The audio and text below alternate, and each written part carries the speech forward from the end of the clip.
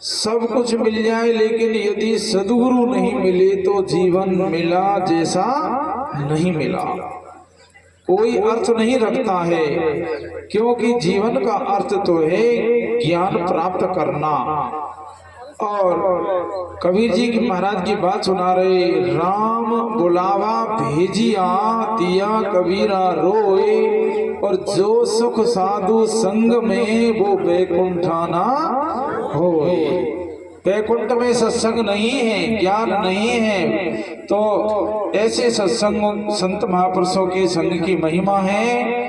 कहा है कि दुख हरे सुख को करे, करे पाप को अंत, कहे कबीर वो कब मिले परम स्नेही संत। संत दुख का हरण करते हैं, दुख का हरण करें और सुख को देते हैं, और पाप का अंत भी संत लोग करते हैं। क्यों? वे ही हमें उपाय बताते हैं, युक्ति बताते हैं, कि साधना बताते हैं। उनको करने से ही तो पाप का अंत होगा। करें पाप को अंत।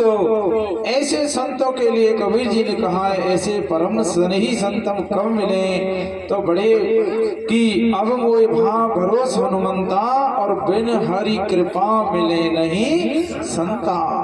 राम कृपा कर चित में जब ही, राम कृपा करके देखते हैं, कृपा करते हैं, तो संत विशुद्ध मिले पुनि तबहि। तो संतों का समागम बड़े भाग्य कहें, भगवान के सीम कृपा कहें से मिलता है। और फिर उनकी वाणी की पुण्य पुंज बिन मिलहि न संता, और सत्संगति संसृत कर अंता।